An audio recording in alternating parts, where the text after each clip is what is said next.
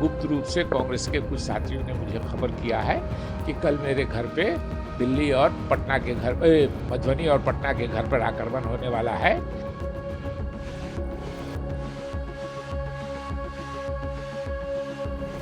पूर्व कांग्रेस सांसद शकील अहमद के बयान को लेकर देश की राजनीति में एक बार फिर तीखी बयानबाजी देखने को मिल रही है, जहां भारतीय जनता पार्टी ने कांग्रेस पर गंभीर आरोप लगाते हुए इसे पार्टी की इमरजेंसी वाली मानसिकता का प्रतीक बताया। बीजेपी का कहना है कि शकील अहमद का मामला कोई अकेली घटना नहीं, बल्कि कांग्रेस में असहमति जताने वालों के साथ ऐसा व्यवहार पहले भी होता रहा। बीजेपी प्रवक्ता शहजाद पूनावाला ने इस मुद्दे पर खुलकर कांग्रेस नेतृत्व को घेरते हुए कहा कि वो स्वयं भी 2017 में इसी तरह की स्थिति का सामना कर चुके हैं। उन्होंने कहा कि कांग्रेस पार्टी आंतरिक लोकतंत्र की बात तो बड़े मंचों से करती है, लेकिन अपने घर के भीतर लोकतंत्र को कुचल कर रखती है। पूनावाला के अनुसार अगर कोई नेता पार्टी के प्रथम परिवार के खिलाफ या उसके कामकाज पर सवाल उठाता है, चाहे वो पार्टी के हित में हो या देश के हित में, तो उसे प्रताड़ित किया जाता है। उन्होंने शशि थरूर, शकील अहमद और खुद का उदाहरण देते हुए कहा कि असहमति कांग्रेस में बर्दाश्त नहीं की जाती। बीजेपी प्रवक्ता ने यह भी आरोप लगाया कि कांग्रेस के शीर्ष नेतृत्व से शकील अहमद को नुकसान पहुंचाने के संकेत दिए गए हैं और इसे बेहद दुर्भाग्यपूर्ण बताते हुए कहा कि इस पर कार्रवाई होनी चाहिए।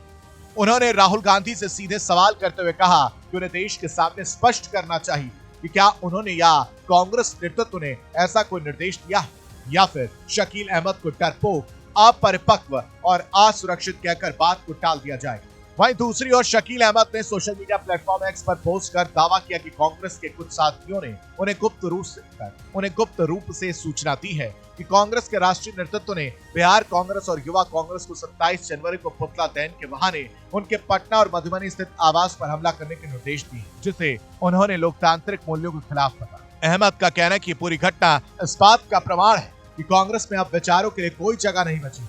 इससे पहले भी शकील अहमद राहुल गांधी पर गंभीर आरोप लगा चुके हैं। उन्होंने राहुल गांधी को डरपोक और असुरक्षित नेता बताते हुए कहा कि वो केवल उन्हीं लोगों को आगे बढ़ाते हैं जो उनकी प्रशंसा करते हैं और उनके गुण गाते हैं।